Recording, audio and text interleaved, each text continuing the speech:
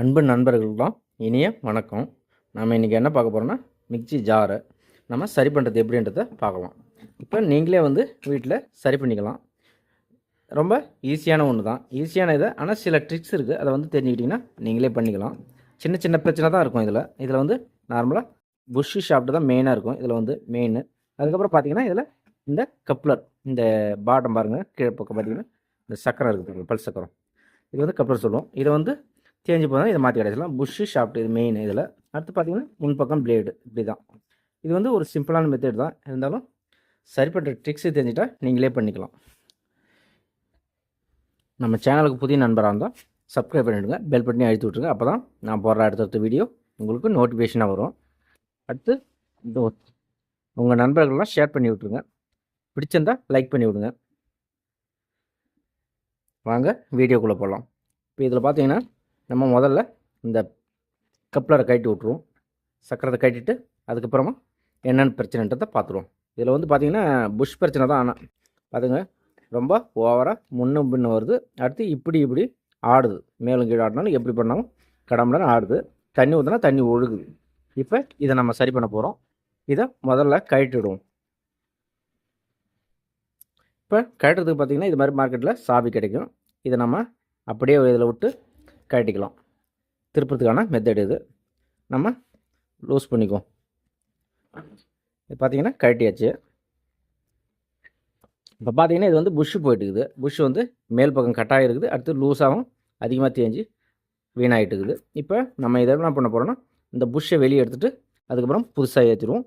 ஷாஃப்ட்டையும் மாற்றிடுவோம். ஏன்னா எப்போவும் மாற்றினாலும் இது என்ன பண்ணுறீங்கன்னா, ஒன்றை மட்டும் சரி பண்ணாதீங்க. எப்போ பண்ணாலும் புஷ்ஷை மட்டும் மாற்றிட்டு அது ஷாஃப்ட்டு அப்படியே போட்டுறாதீங்க. இந்த ஷாஃப்ட்டில் பார்த்தீங்கன்னா சின்ன சின்ன கீரல் இருக்கும், துருப்பிடிச்சி போய் நிற்கும்.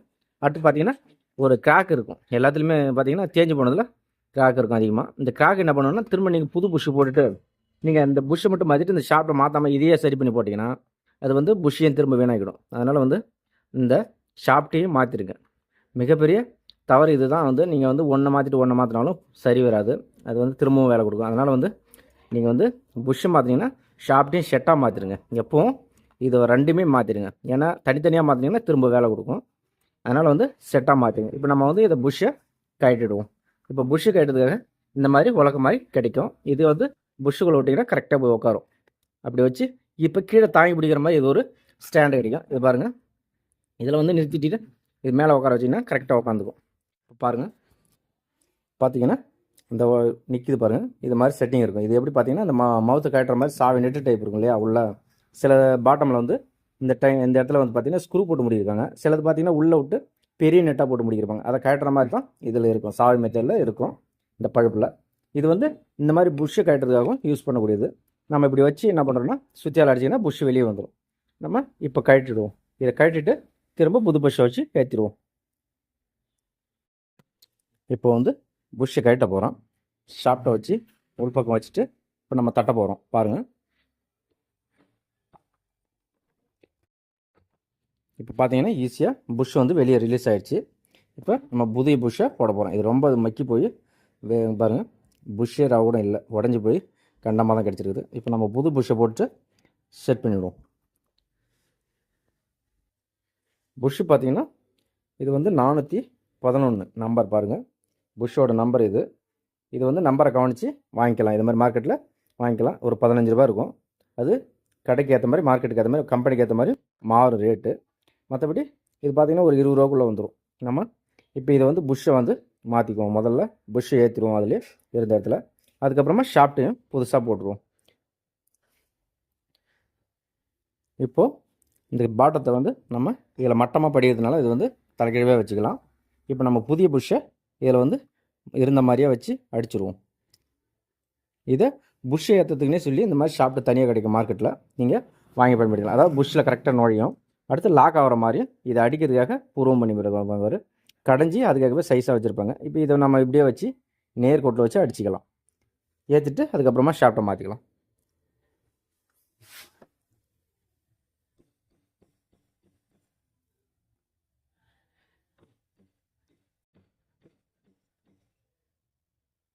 பார்த்தீங்கன்னா உள்ளே உட்காந்துருச்சு. இப்போ நம்ம இதை கட்டிட்டு ராடை கட்டிட்டு திரும்ப க்ளீன் பண்ணிவிட்டு ஷாஃப்ட்டை மாட்டிவிடுவோம். இப்போ இந்த ஷாஃப்ட் அவுட்டு பழைய ஷாஃப்ட் அவுட்டு கழட்டிடுவோம். இதே தான் திரும்ப பிளேடை வந்து அதே தான் போட போகிறோம். ஷாஃப்ட்டை மட்டும் புதுசாக மாட்டி போகிறோம். இப்போ இதை கழட்டிடுவோம். இதை கழட்டியாச்சு. இப்போ நம்ம என்ன பண்ண போகிறோம்னா இந்த ஷாஃப்ட்டோட அளவு எடுத்துக்கங்க. ஏன்னா ஷாஃப்ட்டு வந்து சைஸ் வாரியாக இருக்குது. நம்ம எந்த சைஸில் இருக்குதோ அதே சைஸை ஷாஃப்ட்டை வந்து மாற்றிக்கணும். ஏன்னா சைஸ் வாரியாக இருக்கும். கொஞ்சம் அதிகமாக போயிட்டாலும் கீழே இடிக்கும், கம்மியாக போயிட்டாலும் அது வந்து கப்பில் சரியாக பொருந்தாது, உடைய ஆரம்பிக்கும். அதனால் வந்து இதை கவனித்து போகணும். ஷாஃப்ட் வந்து எந்த லெங்த் இருந்தோ அப்படியே போட்டுருங்க. இல்லை அவங்க வந்து மிக்சியோட தூக்கிட்டு வந்துட்டாங்கன்னா அது ரொம்ப ஈஸியாக போயிடும். இடிக்குதான்றதை கணக்கு பண்ணி நம்ம போட்டுக்கலாம். கீழே எந்த அளவுக்கு இறக்க வேணுமோ வச்சு பூட்டிக்கலாம். தேவையான அளவை கரெக்ட் பண்ணிக்கலாம். முடிஞ்ச அளவுக்கு அந்த மிக்சியோட எடுத்து வர சொல்லுங்கள். அப்போ தான் வந்து கரெக்டாக இருக்கும் சரி பண்ணுறதுக்கு. நம்ம இது மாதிரி தனியாக வந்துருச்சுன்னா நம்ம இருந்த அளவையே அப்படியே கரெக்ட் பண்ணி இந்த ஷாஃப்ட்டோட அளவு எவ்வளோ இருந்தால் அந்த லெங்க்த்தை அப்படியே கணக்கு பண்ணி போட்டுடுங்க. நான் வந்து புதிய ஷாஃப்ட்டை எடுத்துக்கிட்டேன். இப்போ இந்த பிளேடை வந்து சுத்தம் பண்ணிட்டு அதுலேயே போட்டுடலாம்.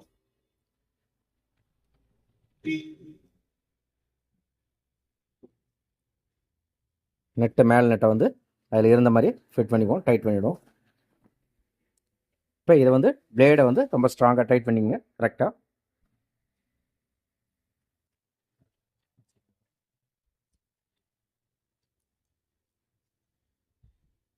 இதை இருந்த மாதிரி டைட் பண்ணியாச்சு. இப்போ நம்ம இதை வந்து வச்சு பார்க்குறோம், புஷ்ஷுக்குள்ளே போகுதான்னு பார்க்குறோம். இல்லைன்னா அதை வந்து சுத்தம் பண்ண வேண்டியிருக்கும். இப்போ நம்ம இதை போட்டு பார்த்துடலாம். இது வந்து நுழையில கொஞ்சம் டைட்டாக இருக்குது. அதனால் வந்து என்ன பண்ணுறோன்னா இப்போ இதை வந்து சுத்தம் பண்ணிட்டு தான் போட வேண்டி வரும். புஷ்ஷை வந்து கடைய வேண்டி வரும். நம்ம அது கடைக்கிறதுக்காக நம்ம அதுக்குன்னு ரேமர் விற்கிது, அதை நம்ம வாங்கி யூஸ் பண்ணிக்கலாம். இப்போ நான் காட்டுறேன் பாருங்கள் உங்களுக்கு. இதுதான் இந்த ரேமர் வந்து. இப்போ அந்த புஷ்ஷை வந்து க்ளீன் பண்ணிக்கலாம். சைஸ் வந்து மாறி இருக்குது, அடித்ததில் உள்ளே விரிவடைஞ்சிடும். அல்லது அவங்க போகிறதே வந்து சைஸ் சின்னதாக கூட இருக்கலாம். இதை சுத்தம் பண்ணுறதுக்காகவே இந்த ரேமர் விற்கிது, இதை நம்ம வாங்கி யூஸ் பண்ணிக்கலாம். இப்போ இதை வந்து நம்ம கடைய போகிறோம். இப்போ இது எப்படின்றத பார்த்துக்கலாம். இப்போ இதுக்காக ஒரு ஹேண்டில் இருக்கும், ஹேண்டிலில் வச்சு ஃபிட் பண்ணிக்குவோம். இப்போ நம்ம இந்த புஷ்ஷில் வந்து இந்த ரேமரை விட்டு சுத்தம் பண்ணிக்குவோம்.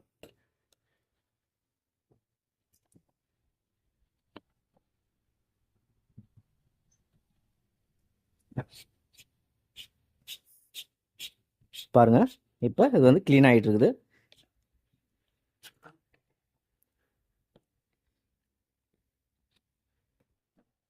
இப்போ வந்து நம்ம போட்டு பார்த்துக்கலாம். அடுத்து புஷ்ஷை நம்ம வந்து க்ளீன் பண்ணிக்கிறோம். ஏன்னா அந்த தூள் இருந்தாலும் அந்த பித்தளை நம்ம வந்து கடைஞ்சது வந்து பிசு இருந்தாலும் திரும்ப ஷாஃப்ட்டை போடும்போது புஷ்ஷை வினாக்கிடும். அதனால் வந்து துணியை விட்டு சுத்தம் பண்ணிக்குவோம். காட்டன் துணியால் நம்ம சுத்தம் பண்ணிவிடுவோம். உள்ளே சுத்தம் பண்ணிட்டு திரும்ப ஷாஃப்ட்டை விட்டு பார்த்துருவோம். இப்போ ஃப்ரீயாக போச்சுன்னா போட்டுக்கலாம். இப்போ பாருங்கள், நல்லாவே கரெக்டாக ஃப்ரீயாக போகுது. அடுத்து நம்ம எண்ணெயை போட்டு ஆயில் போட்டுருவோம். ஃப்ரீயாக போயிடுச்சு. உள்ள லேசான கீழே இடிக்காத அளவுக்கு ஒரு வாஷர் போட வேண்டியது. அட்ஜஸ்ட்மெண்ட்டுக்காக அலைன்மெண்ட்டுக்காக நம்ம வாஷரை போட்டு திரும்ப இது ஆயில் போட்டு திரும்ப உள்ள போட்டுருவோம். இதில் வந்து அதிகபட்சமாக பார்த்திங்கன்னா இந்த 4 பொருள் தான் இருக்கும். ஒன்று புஷ்ஷு, அடுத்தது இந்த ஷாஃப்ட்டு, பிளேடு, அடுத்தது இந்த நட்டு, இதுக்கு அடுத்தது இந்த கீழே இருக்கிற இந்த கப்ளர், அதாவது இந்த வீல்னு சொல்லுவோம் இல்லையா, 4 பல்லு இருக்குது இல்லையா, பல்லுன்னு சொல்லு இல்லையா, கீழ்ப்பக்கம் இணையிற இந்த வீல். இது வந்து பழசு வீணாயிடுச்சு, அதனால் வந்து புதுசாக போட போகிறோம்.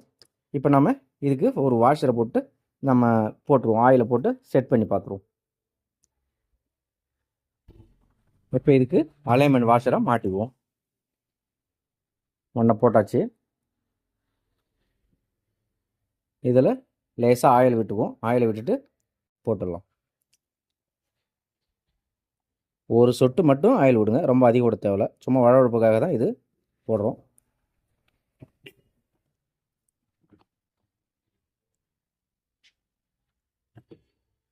இப்போ பிளேடை மாட்டியாச்சு.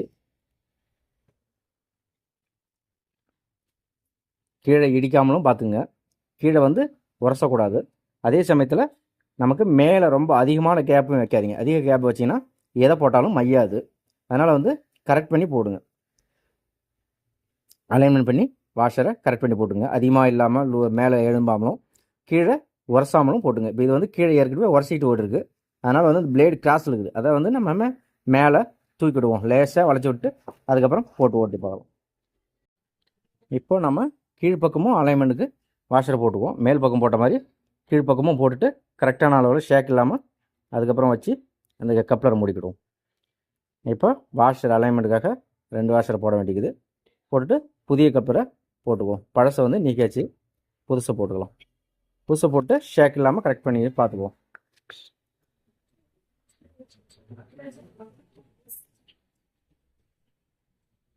இது வந்து அப்போவும் இன்னும் ஷேக் வருது.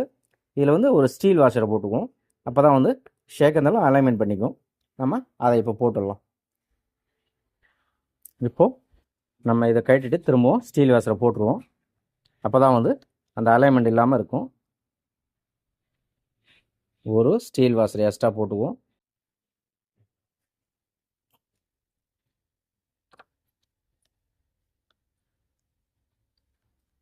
இப்போ கரெக்ட் பண்ணி டைட் பண்ணி போட்டுக்கலாம். இப்போ பார்த்தீங்கன்னா அந்த ஷேக் இல்லாமல் இருக்குது, கரெக்டாக ஃப்ரீயாகவும் போயிட்டு இருக்குது. இப்போ இதை நம்ம டைட் பண்ணிடலாம். இப்போ இதுக்கான சாவியை விட்டு நம்ம டைட் பண்ணிக்குவோம்.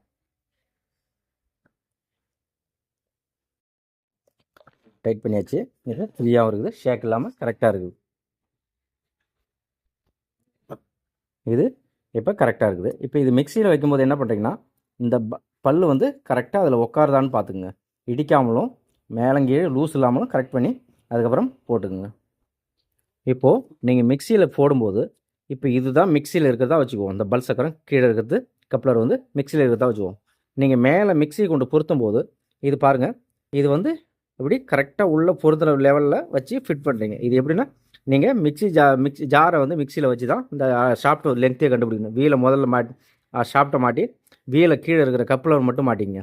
மாட்டிட்டு ஜார் கூட வச்சு ஜாரில் மாட்டிட்டு நீங்கள் மிக்சியை ஜாரில் வந்து மாட்டிடுங்க. மாட்டிட்டு என்ன பண்ணுறீங்க, அலைன்மெண்ட் பண்ணி பாருங்க. ஷாஃப்ட்டை வந்து மேலே கீழே இழுத்து பாருங்கள், கீழே இடிக்குதான்றதை கரெக்ட் பண்ணிவிட்டு அதுக்கப்புறமா இது என்ன பண்ணுறீங்க, கரெக்டாக இப்படி வந்து பொருந்துற மாதிரி வரணும். கீழே கரெக்டாக லாக் ஆகிற அளவுக்கு வரணும். இப்படி மேலே லேசாக தொட்டும் தொடாதமாக இருந்துன்னா அது வந்து திரும்பவும் இந்த பல்லை வந்து உடச்சிட்டு தேய்ச்சிட்டு போயிடும். 2 பக்கமும் தேய்ச்சிரும். இதையும் தேய்ச்சிடும், அதையும் தேய்ச்சிடும். இதை பாருங்கள், அது மாதிரி தேய்ச்சது தான் இது ஒரு மிக்சிலேருந்து. இது பாருங்கள், பொருந்தாதனால இப்படி மேலுங்க லேசான இடிப்பில் இப்படி போயிடுச்சுன்னா உங்களுக்கு எப்போதைக்கு ஓடுற மாதிரி தெரியும். அது லோடில் கொடுத்த உடனே தேய்ச்சிட்டு உடச்சிட்டு ஓடிடும். அப்போ இது உரசிடும், அதையும் இதையும் உரசி வீணாக்கிடும், இதையும் உரசி வீணாக்கிடும். அதனால் வந்து ஜாரில் நீங்கள் ஷாஃப்ட்டை மாட்டி இந்த கப்ளரில் ஷாஃப்ட்டை மாட்டி ஜாரில் முதல்ல மாட்டிங்க. ஜாரில் கொண்டு வச்சு மிக்சியில் மாட்டிட்டு அலைன்மெண்ட் பண்ணி பாருங்கள். ஷாஃப்ட்டை கரெக்டான அளவுக்கு மேலே எவ்வளோ கேப் தெரிஞ்சுன்னு தெரிஞ்சு அதுக்கேற்ற மாதிரி வாஷரை போட்டு நீங்கள் பிளேடை வச்சு டைட் பண்ணிடுங்க. அப்போ தான் வந்து கரெக்டாக இருக்கும். அந்த அளவு கரெக்டாக இப்படி பாட்டில் அதில் வந்து மிக்சியில் இப்படி உட்காருதான்னு பார்த்துக்குங்க. அப்படியே பொருத்தமாக போட்டு கரெக்டாக உட்காருதான் தெரிஞ்சுங்க. இப்படி மேலே கீழே இழுத்து பார்த்தீங்கன்னா தெரியும் உங்களுக்கு. நம்ம ஷாஃப்ட்டை வந்து மேலே கீழே இழுத்துனா தெரிஞ்சிடும். இப்போ இப்படி மேலே இருக்குதான்றது தெரிஞ்சிடும். கீழே விட்டுட்டு அந்த லெவலில் பார்த்துங்க. நீங்கள் ஜாருக்குள்ளே அப்போ எந்த லெவலில் அங்கே மேலே நிற்கிதுன்னு தெரிஞ்சுக்கிட்டு அதுக்கேற்ற மாதிரி நீங்கள் வாஷரை போட்டு அதை டைட் பண்ணிங்க மேலே பிளேடை போட்டு. இப்போ இந்த மாதிரி கேப் இல்லாமல் போட்டுங்க. அதிக கேப் விடாமல் கரெக்டாக நெருக்கி வச்சு போடுறீங்க. இதை மிஷினில் கீழே இருக்குதான் நினச்சி இப்படி வச்சு நீங்கள் மிஷினில் வச்சு போட்டுக்கணும். மிஷினில் ரெடியாக இருக்குதுன்னா இதை நீங்கள் வந்து மேலே ஜாரில் இருக்குது அப்படி பொருந்துதான்னு பார்த்துக்கிட்டு தான் நீங்கள் போடணும். மிக்சியில் வர அதிகபட்சமான பிரச்சனையே இந்த கப்ளரு, அடுத்தது உள்ளே இருக்கிற புஷ்ஷு, ஷாஃப்ட்டு, அடுத்து இந்த பிளேடு, இந்த மேலே இருக்கிற நெட்டு, இது தான் வரும் பிரச்சனை. சின்ன சின்ன பிரச்சனை தான் வரும், நீங்களே சரி பண்ணிக்கலாம்.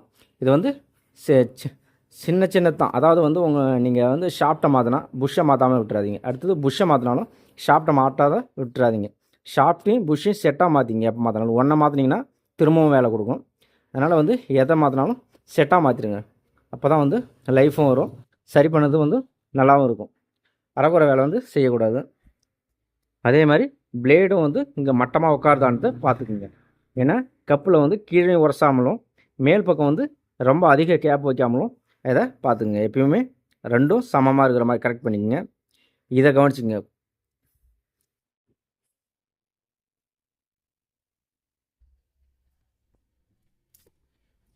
அவ்வளவுதான். இப்போ நீங்கள் உங்களுக்கு வீடியோ பிடிச்சிருந்தா லைக் பண்ணுங்கள், உங்கள் நண்பர்களுக்கும் ஷேர் பண்ணி விட்டுருங்க. அடுத்து இந்த வீடியோவுக்கு புது நண்பர்களாக இருந்தால் சப்ஸ்கிரைப் பண்ணிவிடுங்க. அடுத்து பெல் பட்டனையும் அழுத்தி விட்டுருங்க. நோட்டிஃபிகேஷன் அடுத்தடுத்த வீடியோ உங்களுக்கு வரும். நன்றி. மீண்டும் அடுத்த வீடியோவில் சந்திப்போம்.